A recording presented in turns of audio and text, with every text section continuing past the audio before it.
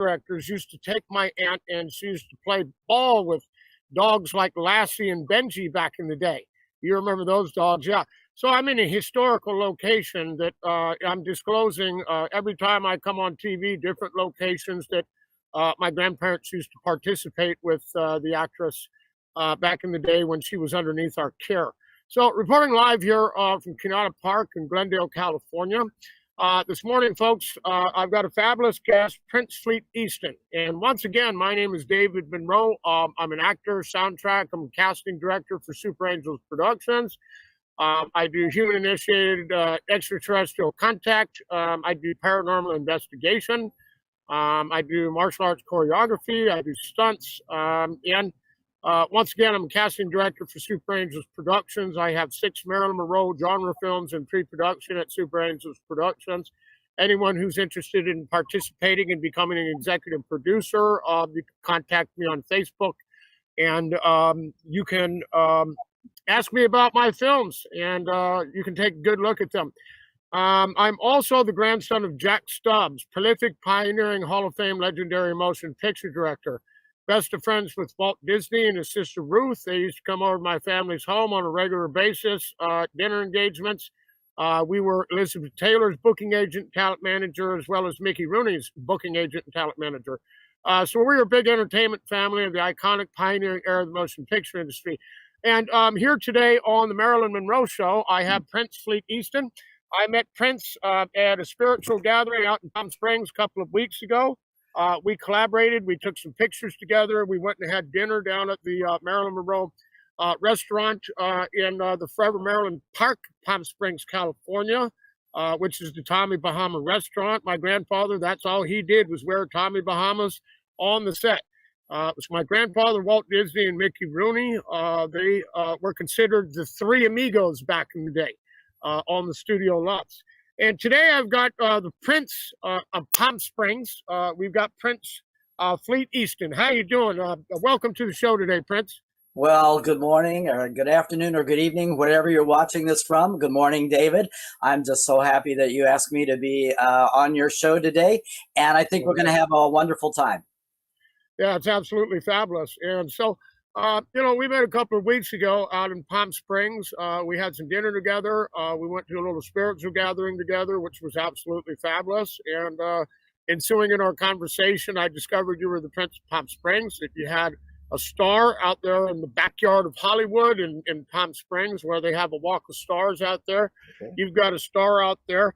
And first of all, I wanted to start about your journey in life, where were you born growing up, and what was your first performance, Prince? Let's tell the viewers about Prince Fleet Easton.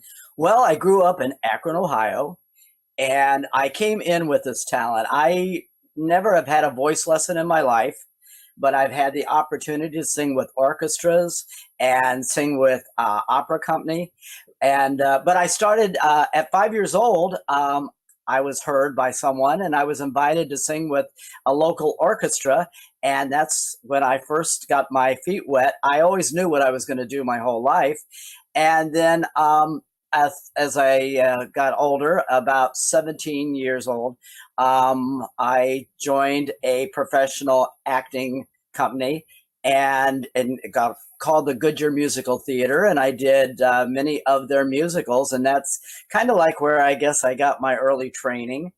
And I danced in a lot of the shows also, and that led me to become a ballet dancer. And I went to New York and I studied at Juilliard. I took master classes, and I studied at American Ballet Theater, and that's what I did in my early part of my career in the beginning. That's absolutely fabulous, Prince. And so, that was just in the beginning of, your music and entertainment. You have soundtrack, you have movies, films, star in Palm Springs. You also have films, you have voiceovers with new animation project coming up that looks absolutely tremendous. When did you turn professional in early show business? You had those studies in New York, working at nightclubs and things, but that was in your career building up into a professional. Well, When did you turn professional? well, I turned professional when I started with the musical theater because it was an equity professional theater. So I would say probably at 17 is when I became full-fledged professional in the industry. Oh, that's absolutely fabulous. At 17 years old. So, and what? I'm 53, going on 54. How old are you now? 22? Yeah, I'm old. Yep, you I'm old enough. I'm 22. Yeah, you look great, man. Yeah, absolutely fabulous. Yeah. And moving to Florida, Yeah. 16 years working in film, television, and Mhm. stage. Tell us a little bit about your career down there in Florida, films, television, and stage when you moved down to Florida. And was that Orlando, Miami, Tampa, or did you just bounce around to different productions all over Florida? Tell us about Florida. Okay, well, how I got to Florida was I was working with a theatrical company for cruise ships. And the company, for some reason, went bankrupt. And it gave me the opportunity to move to Florida. And as you said, I was there for 16 years. I worked in all different aspects of the industry. But it was a really wonderful experience. I lived in Melbourne, Florida, but I commuted 4 times a week to Orlando. And I was a part of the Florida Motion Picture and Television Association there. I worked on 5 different projects. I was co-hosting a television show called Brevard Notes, giving reports on the entertainment industry. I was singing with a classical opera company, the Bel Canto Ensemble. I was performing and starring in a theatrical production company. And I was also giving reports for NASA Radio on the space shuttle landings and launches. And I was singing, I had the opportunity of singing with a 52-piece orchestra. And at that time, when my spiritual awakening started, that's when I had a voice start speaking to me and telling me things that I needed to do. And while I was on stage singing with the orchestra, the voice came in and said, "You must go to Palm Springs, California. You have to be there to meet the people who are going to take you to the next place in your life and career." I didn't know anybody here. I had been here once on tour. I played Tiny Tim in the national tour of A Christmas Carol. And one of the places we came to was Palm Springs. So I had been here, that was in 94. And I said at that time, I said it was so beautiful there. I'd love to be able to live there one day. So in 2007, when the voice spoke to me, I packed up my car. I left all 5 jobs and got in my car and drove 3,000 miles to California and started all over at the beginning on ground zero and worked my way up. And I was very fortunate. I got a job right away with a show. And I was with that show for 8 years until I got my own show, An Evening with the Prince. And I was at the Azul nightclub for, I think, 3 years. And then I was offered to get my star. To get a star in Palm Springs, you can't be just a celebrity. You must be able to contribute back to the community. So I had participated in the way of donating my time and talent to, I think, close now to 200 charity organizations, and I performed for them. And so that qualified me to get my star on the Palm Springs Walk of Stars. Well, that's absolutely fabulous, Prince. And just a quick station identification break. This is David Monroe, Marilyn Monroe's nephew on the Marilyn Monroe Show on Jess Tv. Lethbridge, Canada, tremendous project, global distribution. You can pick that up on Roku TV, Android TV, Apple TV, Fire TV, and the NCG Television Network in Lethbridge, Canada. That's at jessfm.ca or www.jessfm.ca. Tremendous project with global distribution. And so, yeah, you got that, star on the Walk of Fame there in Palm Springs. How does that make you feel, man? You gotta, get down there and put your handprints down in the concrete down there and get your star out there. Not too many people can accomplish that during their career. That takes a lot of work. My grandfather, Jack Stubbs, was a prolific, pioneering, Hall of Fame legendary motion picture director, and he pioneered blueprints or architecture, if you will, for Hollywood, film companies. Warner Brothers, 20th Century Fox, Universal, Paramount, all the big companies. And he cast all the icons in films he directed, and essentially molded their careers in the motion picture industry, giving them that opportunity to have that star on Hollywood Boulevard. And that's a prestigious award to get a star out there. That's something that'll be forever. That's a legacy. That's iconic. Right. How does that make you feel, Prince? Oh well, I'm really entertainers. I'm thrilled that I was able to accomplish that. As you said, I look at it as an exclusive club, and not everyone can get into that club. And now we're pretty close. It's over 400 stars over a 30-year period. So I'm very honored that I could be a part of the Palm Springs legacy. I always say in my career, if you keep going long enough, you're going to make a mark somewhere. And so I was going to tell you, they had a board of directors, and like I said, you have to qualify. You have to submit a lot of paperwork showing all the things that you've done, and then the board votes on you. And it must be in a unanimous vote to be able to receive the star. And at that time, my star cost $12,500, and that was 8 years ago. And you cannot donate your own money to it. It has to come through donations. So it's donated by friends, fans, and family. And I held 4 different fundraisers for it, and each one had a different theme. I had a Western theme, a disco theme. I used to have a show called An Evening with the Legends, where I had Marilyn Monroe, I had a Sammy Davis Jr., and I had a Dean Martin, and I did a tribute to Bobby Darin. So that was another one of the themes of my fundraisers. And it took about 3 months to raise the $12,500, and then the rest is history. And it was wonderful. On the day I got my star, there was over 200 people attended my star unveiling, and it was really beautiful. I'm thrilled that I was able to accomplish that. Well, what a great deal, and you using a lot of actors and actresses that you named off that were in my family network. That a lot of those actors, like Dean Martin from the Rat Pack, my grandfather cast him in the 1968 film Bandolero, starring Raquel Welch, Dean Martin, James Stewart, and George Kennedy. And so, Dean Martin, he wouldn't work with a lot of people. He would only work with Marilyn Monroe, Raquel Welch, George Kennedy, Judy Garland, people like that worked for my grandfather.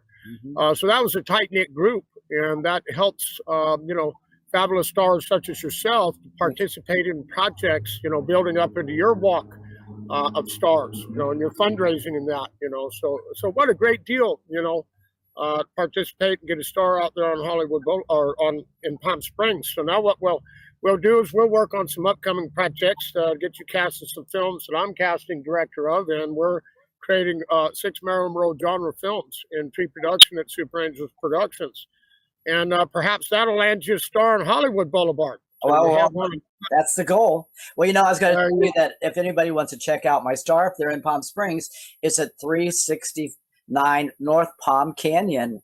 And I'm really in a wonderful neighborhood.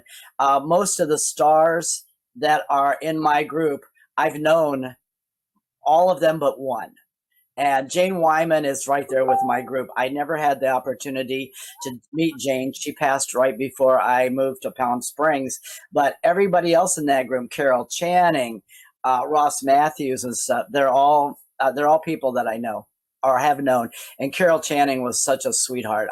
She was such a dear, wonderful person.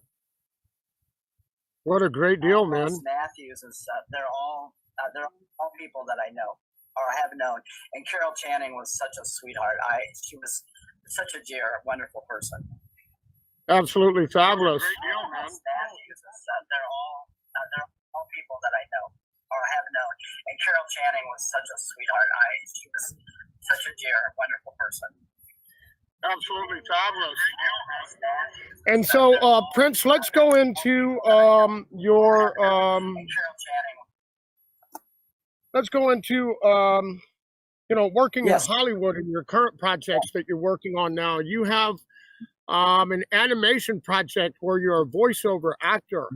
And so I just wanted to kind of touch on the animation, the voiceover stuff that collaborates into my family lineage as my grandfather, Jack Stubbs, Walt Disney, and Mickey Rooney. They were called the Three Amigos back in the day. And they all worked together hand in hand. And Mickey Rooney, from what I understand, voiced over 400 Disney characters back in the day. Wow. So they worked closely hand in hand. My grandfather, Walt Disney, and Mickey Rooney. Just imagine having to voice over 400 Disney characters. That's an extremely talented guy. And Mickey Rooney.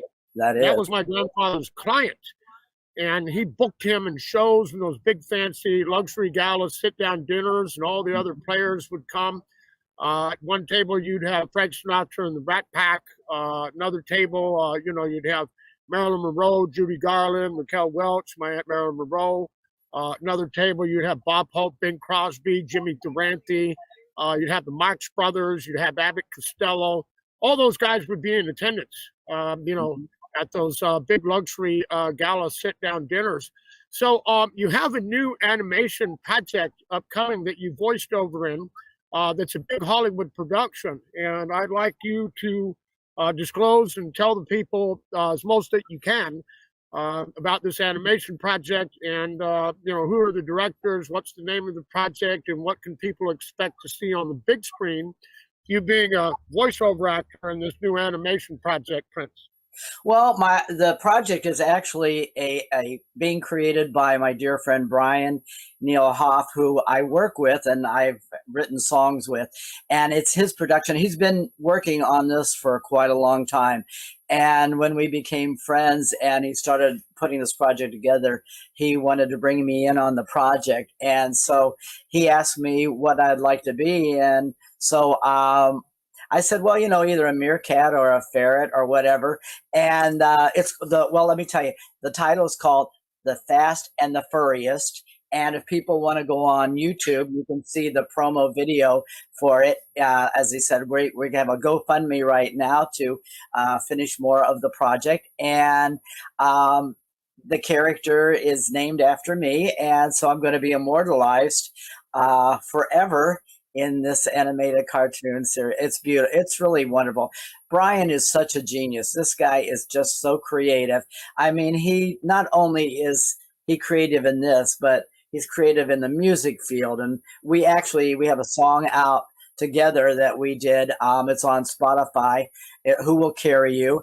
And right now we've got another song coming out for Christmas, and it's called Wishing You Were Here at Christmas. So that's two of our projects we've got going. But he's always showing me all these different projects and wanting to bring me in on them. And it's just really wonderful. We have a great working relationship. And I'm very excited to be a part of the project. I mean, it's something I've always wanted to do, to be a cartoon character. And now that opportunity has come up, and I'm excited to be a part of it. No, that's a great deal, man. Just a quick station identification break, Prince.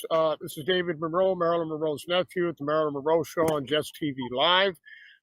You can pick that up on Roku TV, Apple TV, Android TV, Fire TV, and the NCG Television Network in Lethbridge, Canada. Tremendous project for global distribution. Tune in every Sunday morning to the Marilyn Monroe Show. Your host, David Peace Monroe.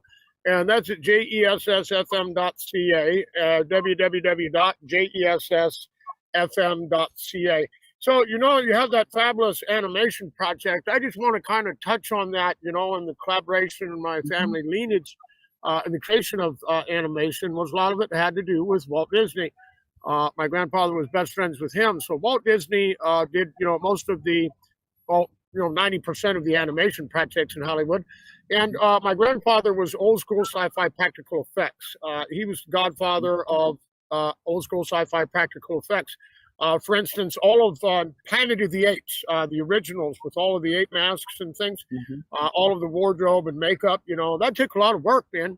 to put that together. The $6 Yes. Million Man, he brought Bigfoot and Sasquatch to life. On the $6 Million Man Bigfoot episodes, he went out and he knew Vince McMahon and WWF. And he went out and he got Andre the Giant to portray Sasquatch in the $6 Million Man. You remember the Bionic Eye? Yeah, the Bionic Eye. So, you know, back during the 70s, those television programs that my grandfather created, that was it. For 10 years during the 70s and 80s, all you had was the $6 Million Man.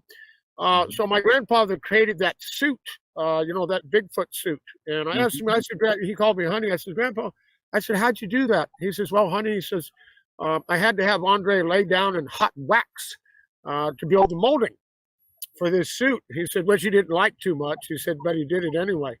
So that's great. And, you know, me meeting you and now you're participating with this new fabulous animator. Not Walt Disney's passed on. Disney's got a lot of projects, but, you know, we have new and upcoming filmmakers that are creating tremendous projects like you and your friend. You know, this animation project, the Fast and the Furriest.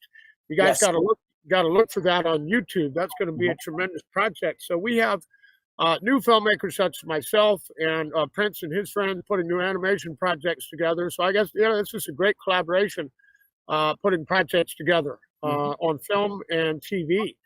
And, you know, I like to tell a lot of people, Prince, you know, and you've had a lot of experience working your way up in the picture industry, film, TV, soundtrack, building yourself up, you know, all of the, you know, you've had to sacrifice a lot of stuff to get where you're at. So I like to tell people in this industry, if you want to become an actor and you want to become, you know, rich and famous in this business, you've got to sacrifice a normal life. You know, you've got to put everything you can in this 110%. Like you had to give up 5 jobs, right? Well, that's what a person has to do. They have to give up their job and, you know, they better have a lot of money saved up in savings. And they'd be able to, you know, put 110% into their production to become successful. It's all about building yourself up into a marketable product. Building yourself into a marketable product is from nothing, and creating captivating projects that are quality cinematography, good dramatization, acting, you know, good quality names attached to the projects to become a marketable product. You know, that's a lot of work, man. You know, a lot of work. And you have to love what you do. I've told many people, you know, people say, oh, I'd like to go into show business. I'd like to be rich and famous or whatever, but that's not it. It has to be a passion that you cannot live without. And like I said, I knew at 5 years old what I was going to do my whole life. I knew that. And when you have that kind of passion, it's not a job. It's a love, but thank God we get paid to play. You know, one time George Clooney said to me, he said, you know, Fleet, he said, you know, we just love what we do and we probably would do it for free, but thank God we get paid for it. Because we love it so much. It's our passion. You know, we love what we do. Speaking of George Clooney, I could tell you a story about George, you know, him sacrificing, you know, a normal life to get to where he's at in the motion picture industry. So when George was working on ER, behind Warner Brothers Studios is Johnny Carson Park. And George Clooney, you know, he didn't want to pay rent, man, you know, so he lived in a tent in Johnny Carson Park behind Warner Brothers Studios on what they call Clooney Hill. Which I've actually slept out in that park in a sleeping bag on Clooney Hill, just so I could say I did it. George Clooney slept in a tent back there, and he dressed up like Batman every day, driving all the other cast and crew bananas. Until one day, the director of the Batman trilogy walked right up to George in that tent, and he said, George, you want to be Batman so bad, you got it. And so George went from living in a tent in Johnny Carson Park behind Warner Brothers Studios, making a meager income as an actor as he was first starting out, to a $25 million role overnight, just like that. So, and that's a true story. So, you know, that's how things happen in the motion picture industry. You know, you've got to sacrifice a normal life. You've got to have a passion. You've got to put 110% into this stuff. to get where you want to be. And, George Clooney, there's a great project. You worked with him. And that's what happened to George. He went to a multimillionaire overnight in the motion picture industry by dressing up like Batman. Well, as you said, you give up a lot. I mean, because it takes up a lot of your time. It's very challenging to have relationships because it takes up a lot of your time, and people can become very jealous of the time that it takes away from them. So it's a fine line that you have to walk, especially if you want to have a relationship. But yeah, and it takes you away from your family. It takes you away from your friends. You go on set for periods of time, and you don't get to see people, or you maybe talk to them on phone or on Messenger or something. But there's a sacrifice you pay for success. It doesn't just show up and everything's wonderful. It's a journey, and it's a process, and it takes dedication. Yeah, I started this about 4 years ago, Prince, and I'm relentless with what I do. I keep pushing forward. I keep creating films, keep doing television interviews, keep collaborating with other filmmakers who are in the same boat, trying to create a marketable project, collaborating with these fellows, creating television pilots, creating films, from nothing, from the ground up, building ourselves into a marketable product. It's all about getting views. To me, a million views is when you become a marketable product. And you have to have an open project. There can't be any IOUs on it. You can't owe anybody anything, because then the network won't even touch it. You see, so making these marketable products with an open ending, with nothing owed on them, becomes very attractive to networks and distributors who are looking for projects to add and buy. So, there's a certain facilitation process that people don't understand that you have to go through to become a marketable product. And that's getting entire cast and crews together, creating projects with nothing owed on them, so that they're an open-ended project and a good quality project. So networks will say, okay, well, this is a great deal. You know what I mean? They're getting, hundreds of thousands of viewers. We're going to run this on our network and see if it does any good. And if it does any good, then is when it develops into a paying project for everyone. But until then, you've got nothing. So you have to sacrifice, you have to push, you have to have a passion.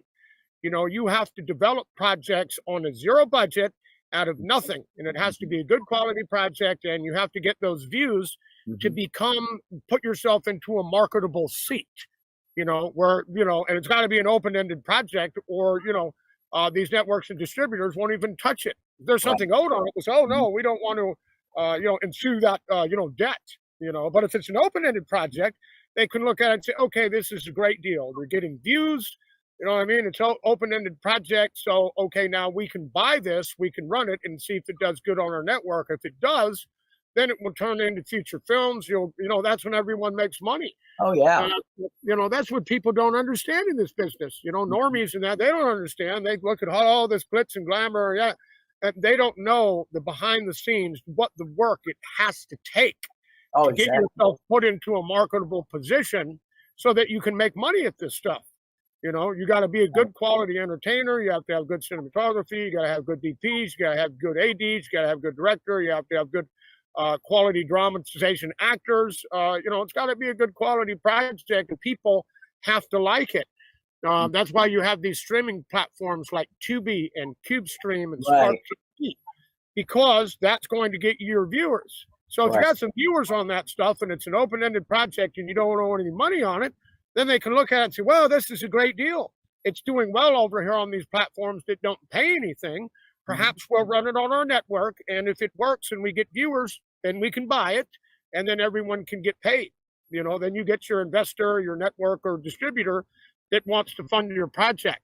Right. So, man, so it's a lot of work, man. You know it just as well as I do. And, we're pushing hard in this entertainment business to create these projects. And so I wanted to explain to the crowd facilitation process of a lot of how these animation projects, like you're an animation project here, developed. I'm going to give you one example. Captain America. My grandfather gave birth to Captain America on film and gave birth to the Marvel Universe on film. In the 1978 television program Captain America, starring Reb Brown, I'm going to tell you how that developed. My grandfather called me honey. And I said, Grandpa, how'd you create the Marvel Universe? He says, well, it wasn't as easy. I didn't just create it. He said, every day when I drove into my television projects, whether it was Columbo, just one more thing, Maverick with James Garner, the $6 Million Man, Voyage to the Bottom of the Sea, the Invisible Man, Fire Woman with Lindsay Wagner, or something he was working on. He said, I would see this fellow parading up and down Hollywood Boulevard in a Captain America's uniform with a makeshift shield, acting like Captain America. So that fellow, every day, he said, I saw him out there for like 2 years parading around up in front of the RCA building on Sunset, in front of the Man's Chinese Theater. He said, I saw this guy every day. And my grandfather, being a film director, it inspired him. He says, you know what? I'm going to go out and get that guy, and we're going to create a Captain America film. And that is how the Marvel Universe was given birth on film. So there's a perfect example of an entertainer giving up a normal life, living in a tent behind the Hollywood Bowl, but every day out there in a Captain America's uniform with a shield, acting like Captain America, until my grandfather, some film director, my grandfather saw him and says, you know what, we're going to go create a Captain America film. And now look what you have. You have the Marvel Universe, you have Iron Man, the Avengers, and all of these other projects that developed from the inspiration of that actor pushing every day in a Captain America's uniform, parading up and down Hollywood Boulevard, until my grandfather went out and got the guy and created Captain America. So now you have the Marvel Universe. So predicated on, all of that sacrifice that Reb had to give up out there every day in his Captain America uniform, you now have a Marvel Universe Justice League project that has created multi-trillions of dollars in the box office on an international level. The Marvel films are a film that you can change the language, send the picture to another country, and make more money in the box office, right? Predicated on Reb's sacrifice every day until my grandfather saw him. So that is how the Marvel Universe was developed. Oh, okay. Yeah. So, you pushed forward. And like, when you see the Avengers or any of the Marvel, posters, movie posters, it's got Captain America in the middle, and then all of the other, Marvel Universe characters around him, right? Right. That's because it was developed and created by Captain America, the canon, my grandfather's Captain America. So that was a great, inspiration of, and a perfect example of someone who gives up their entire life, pushing every day to be seen by someone in Hollywood out there, which he did, and it developed into Captain America, and that is how the Marvel Universe was developed. Now look at it. They just did, what did they do? Just release another Captain America yesterday or the day before with an Afro-American actor that looks fabulous. Oh, I don't know. I hadn't seen that. Yeah, I got another Captain America coming out this week, or I think maybe it just got released a couple of days ago or something. Oh, okay. Yeah, so, so now you have another project. So let's go into your projects that are in development, Prince. I just wanted to touch on the facilitation process of what you've got to do to get to where you want to be in the motion picture industry. Yeah. Which is your show, so I'll get off of that. I just wanted to, showcase what you've done in your sacrifice in collaboration with other projects, to give the viewers idea of, how, movies and facilitation process, the motion picture industry is. So let's talk and tell the crowd about your projects that you have in development as well, Prince. Well, first of all, I'd like to give a shout out to one of my dear friends, Jess Gomez, who has a film out right now called Team of Two, which people can see. I'm very excited because in that film I play Detective Johnson, which is something I've never done before. I'm usually cast as the goofy neighbor or the funny guy, whatever. And I was going to bring that up too, that you can also check out on YouTube a TV series I did called Room for Rent, where I play a goofy guy, and his name is Scribbler Jones. And I love that character. It was developed and created by Velvet Rhodes, who now has made her transition. And I really wish that project would have went on longer, because he was such a great, fun guy to play. But like I said, we have out now, right now, Team of Two, and it stars Lorenzo Lamas, Mark Singer, and Eric Roberts. And I was so thrilled to be a part of that project. And Josh has several other projects coming in the works, which Team of Three, and the Leatherman, which is on the boards for in the near future. I'm very excited about being a part of that.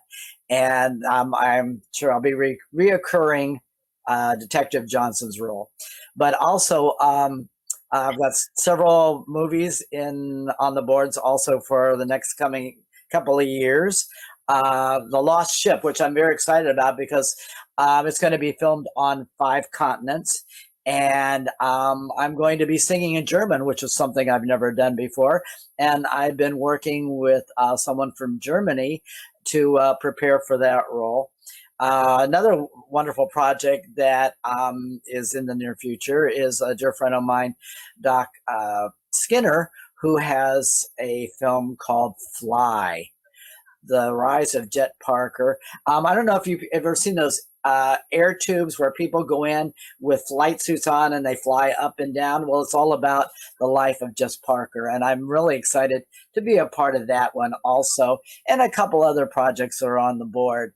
But what I was going to say earlier was that as for me, I mean, everybody has their own way of getting there. I have so many people ask me, well, how do you do it? Well, you know what? I can't tell you how to do it, because everybody has their own journey and everybody has their own path to walk. What I did to get where I am may not work for you. But if you have the tenacity and the talent, you're going to get wherever it is that you're trying to get to. So let's see, what else do we have in the word? I want to give a little plug that if anybody wants to check out my songs and my singing and stuff, I'm on YouTube, Prince Fleet Easton, and then also Spotify, Apple, iTunes. And another project that is that I did a couple of years ago was hashtag blessed. Wow. With Parmar Pictures. And in that film, you can hear me singing Why Can't Christmas Be Here Every Day, which was written by my dear friend Keith Williams and Joni Weston. And they wrote that beautiful song. And actually, they offered that to me. And it was amazing, because when the owner of the movie company contacted me, they said, we'd love you to sing a song for the film. Do you have a Christmas song? Now, you talk about synchronicity. That's what I'm going to talk about now a little bit, how things come into your life unexpectedly that is a surprise. So I said, well, no, I don't have one, but I know enough singers or enough writers that I probably can get one of them to write a song. At that time, I was not writing music yet. And so it wasn't 10 minutes. I got off the phone with her and I opened my email, and there was an email from Keith Williams saying, I'd love for you to hear this new song. I opened it up. It was a Christmas song. Why Can't Christmas Be Here Every Day? And I went, oh my God, there's the song. And it was meant to be. It was synchronicity. So I just love how things work for me. You were talking about earlier about spirituality. I'm very much manifester. I'm a generator. And so all I have to do is think about things that I want to do, and they just show up for me. It's like I don't have to work for it, really. It just shows up. And one thing I've learned in Hollywood too is that the business is not necessarily always based on talent. It's based on connections, people who like you, people who want to work with you. And so I did many, many red carpets over the years here, and became acquainted and friends with many producers and directors, and they became acquainted with my work. And so now, a lot of times they just call me up and offer me roles, which I am so blessed. I think in my career, I've auditioned maybe 4 times for anything. As we said, I became known for my work, and people respect it, and they know that I'm professional. I get the job done. I show up on time. I know my lines, and that's the main thing that they want. So they want to work with me, and I'm very, very blessed to have that opportunity, that I may not have to work as hard as some people do. Not that I don't work hard. Believe me, I do. But I don't have to push as hard as maybe some others do, because I've reached a place where I'm respected, and I've proven what I can do. So that so that's so far what I have. Let's see, and what other projects we have going on. Oh my goodness, a lot of things coming in the works down the road. Some things, we can talk about. Some things we can't talk about. But I'm very blessed to have been able to do this all my life, and still going strong, and still climbing the ladder. And that's such a wonderful blessing. Yeah, that's absolutely fabulous. Prince, just a quick station identification break. This is David Monroe, Marilyn Monroe's nephew, with the Marilyn Monroe Show on Jess TV Live. Tune in every Sunday morning to the morning show with your host, David Peace Monroe, on the Marilyn Monroe Show. On Jess TV Live, you can pick that up on Roku TV, Apple TV, Android TV, Fire TV, and the NCG Television Network in Lethbridge, Canada. That's jessfm.ca or www.jessfm.ca. So now what you just said about creating yourself, you created yourself into a marketable product. Now you go to these networking events, people see you, they like your stuff, and then they just offer you roles, so you don't have to audition as much. Right. So let's touch on the Oscars Luxury Gala viewing upcoming on March the 2nd at 555 Universal, run by our fabulous mom. I like to call her mom because she cares about me and she cares about everyone, Samira Kazminski. And let's talk about how you're going to be there. I'm going to be a full participant in the project. We're going to have over 100 celebrities will be in attendance. It's the biggest networking event in the world. That's where you get to meet people, sit down at the table, have dinner, shake their hands. People can review your project, vice versa. You can review their projects. Yeah. People get to know you as a human being, just not a face on the screen or Get to sit with people and get to know people, and develop a personal relationship with people, where people can see you, they can like you. You're a good dude to work with, that you're professional, you've been successful, and if they add you to their projects, it's just going to be more of a success. So let's talk about the event and how people can pick up tickets from us if they buy bundles at a discounted rate from $350 to $250 to be able to participate in the biggest networking event in Hollywood at Samira Kazminski's Oscar Luxury Gala viewing at 555 Universal Avenue on Universal Studios, Universal Sheridan, Universal Studios property. Let's talk about that, Prince, and how that network has helped you to develop those relationships and get gigs just by attending these events once you've developed yourself into a marketable product. Tell us your viewpoint and opinion on that, Prince. Well, I actually this year I'm not attending. I'm not attending this year. I'm committed to another project that I saw you in the press release. Yeah, but I'm not attending this year. I told them I'm committed to another project, but I have attended several in the past, and it's a fabulous event. Oh my God. It's amazing. It's wonderful to walk the red carpet, being interviewed by all the different media outlets. But no, I do a lot of humanitarian work, and I don't know if you saw that in my bio. And that's something that's very, very important in my life. I have always been a firm believer, to move forward, you must always give back. And I committed to a humanitarian endeavor on that day. And but I love everybody there, and I know you'll be attending, and I gave everybody my love. Oh yeah, I'll be there. Yeah, I gave everybody my love. I said I'll be back next year, but this is something that I chose this year to do.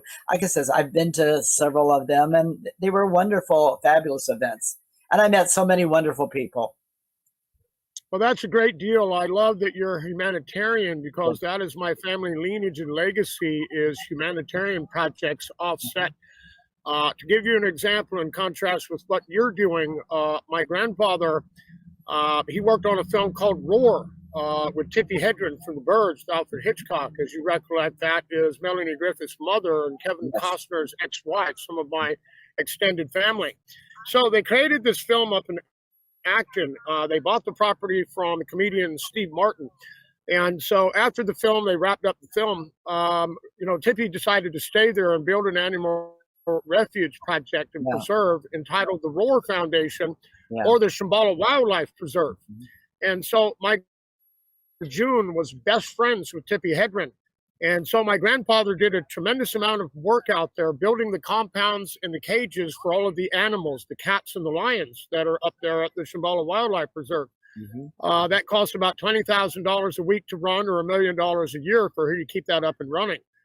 So she needs donations for that as well. That was my grandmother's best friend. So after church, my grandmother would take us kids over to the Shambhala Preserve that my grandfather helped to build, to our best friend's home, Tippi Hedren's. And me and Melanie Griffith were running around in our diapers together back in the day when we were little kids.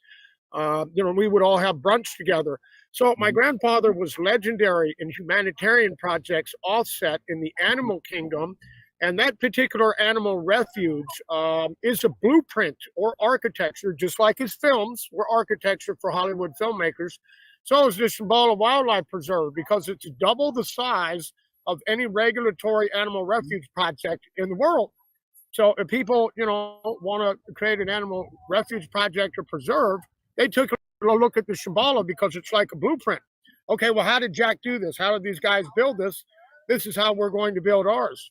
So I just wanted to touch on my family and humanitarian projects, and let's talk about what's your humanitarian project. I have met Tippi several times. In 2010, her and I received the Touching Lives Humanitarian Award from the Touching Lives Humanitarian Foundation for raising millions of dollars for charities. So I was very honored. Al Jarreau, we all received that from them. And so I had met Tippi. I've never been to Shambhala, but I have met her, and she's a lovely lady. Yeah, absolutely fabulous. On The Birds with Alfred Hitchcock. That was a tough film for her to make. Yeah, if you go into Tippi's diaries about that. Just a quick station identification break again, folks. This is David Monroe, Marilyn Monroe's nephew. Marilyn Monroe Show on Jess Tv Live. Pick it up on Roku TV, Apple TV, Android TV, Fire TV, and the NCG Television Network, Electric Canada. Tremendous project with global distribution. www.jessfm.ca or jessfm.ca.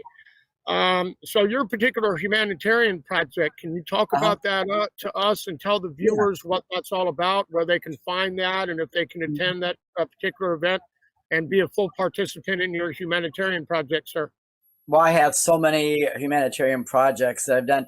One thing that I'm very honored about, as you see in my title, doctor, I received an honorary doctorate for my humanitarianism work from the Global International Alliance. That was just last April. I received that, and I was very honored. And also, you'll see their ambassador. And I was very honored to become an ambassador for a new country in Africa called Beerland. And I received my ambassadorship from Her Royal Majesty Queen Eden. And I also had the opportunity to sing their national anthem, and we recorded that. So I'm very honored to be a part of that part of my humanitarianism. But like I said, I do a lot. I actually, the same day as the gala, what I'm doing is I'm helping to raise money for scholarships for underprivileged, I don't say underprivileged, but students that would not normally be able to go to college, and it gives scholarships. So there's a big fashion show, and I'm modeling for it. They asked me, I did last year, and they asked me if I would return this year. So I'm very honored to be a part of that. And I always do their black and white ball every year, which we also raise money for scholarships. So like I said, I'm very busy with a lot of different projects. When I'm not performing, I'm doing something in charity. Like today, after I leave here, I am involved with Kittyland, which is a rescue for cats and kittens that are rescues or have medical needs. And I'm going to be selling hot dogs and sodas today to raise money for their shelter. And I was very honored also here in Palm Springs that I participated in 4 major fundraising events, donating my time and talent to help build the Palm Springs Animal Shelter, because 4-legged children are my love. I mean, they're my heart. At one time, I had 40 4-legged children, 40 dogs and cats, and then I also had pygmy goats, and I had chickens, and I had rabbits, 187 parakeets, 3 parrots, 3 cockatiels, and a cockatoo, and a partridge in a pear tree. So that's wow. Not only That's not only is show business my passion, but humanitarianism is my other love. And as I said, I firmly believe to move forward, you must always give back. So that's part of I do, and that's part of why I'm a prince. We'll bring that out that we didn't get to touch. Yeah. Tell the viewers, how did you get the title of Prince? How did that happen? Well, they were, because of all the charity work and humanitarian work I've done here for the Coachella Valley, they were calling me the Prince of Palm Springs. So we worked very hard to try to get the city to sanction it, but there was some issues and stuff. So I met Prince Mario, His Royal Highness Prince Mario Max Schomburg-Lippe of Germany at an event in Hollywood. And we became very good friends. And I thought, well, wouldn't it be wonderful to have a prince make me a prince? And, a great publicity stunt. So I proposed the idea to him, and he loved it. And he said, I'm going to bring you something very special. So I had a royal coronation here. About 350 people attended it. They placed the crown on my head, and I was given a proclamation naming me a prince and naming me the Prince of Palm Springs. And Palm Springs is my principality. That's absolutely fabulous. So you've got the Prince of the Royal Hollywood pioneering family, David Monroe, and Prince Fleet Easton of Palm Springs. And we're, both of our family's legacy, runs neck and neck. You've met Tippy, you participated in projects. So isn't that interesting how it's a small world in the entertainment business when it comes to films, music, television, radio, theater, drama, and also humanitarian projects offset. I believe everyone in the motion picture industry that becomes rich and famous and makes millions of dollars in those big A-lister positions should open up animal refuge projects similar to yours and similar to the work that my grandfather did with Tippy Hedren. And one day I'll have my own Marilyn Monroe preserve as well, sir. And I would wish for you to be a full participant in that project. Now, going into your closing statements, Prince, tell everyone where they can find you, your Facebook, TikTok, Twitter, all your different platforms, and your movies upcoming. Run that by all of the viewers again, where they can find your music, your films, your upcoming projects, and follow you to build up your network and your fans. Well, if people would like to follow me, they can find me on Facebook. I'm the real Prince Fleet Easton. My other account was hacked. If you'll look at that, they changed my name to Fleet with 2 T's. That's not my account. That's not mine. That's my old account. That was hacked and stolen. That was a really bad issue. It actually put me in the hospital. Oh. They were. I was getting threats and stuff. So, but that's another story. So they can find me at the Real Prince Fleet Easton, and I always ask people to send me a private message letting me know who they are, where they saw me, because you get all kind of people, that you don't want to connect with. So if you saw me here, just say I saw you on the Marilyn Monroe Show, and I will bring you on as a friend. Also, the Real Prince Fleet Easton fan club, they can submit to that for approval. And then also Prince Fleet Easton 123 on Instagram. And you can check me out on YouTube. I have a YouTube channel with many pieces of my work, and that's also Prince Fleet Easton. You can check that out. And as the projects right now, people can check out our film right now, Team of Two, which is streaming on Amazon Prime and on Tubi. And that's with director Josh Gomez. He wrote, directed, and stars in it, along with Eric Roberts, Lorenzo Lamas, and Mark Singer. And look for my upcoming projects, also The Fast and the Furious, which is not my project, but it's Brian Haas' project, but I'm a part of the project. And watch for my new song that'll be coming out, my Christmas song, Wishing You Were Here at Christmas, and it'll make you cry. Oh, that sounds absolutely fabulous. Well, you got a bunch of stuff upcoming and a bunch of things that the viewers have to look forward to. No. If you folks want to donate to Prince and his humanitarian project, look him up. You can send him a donation.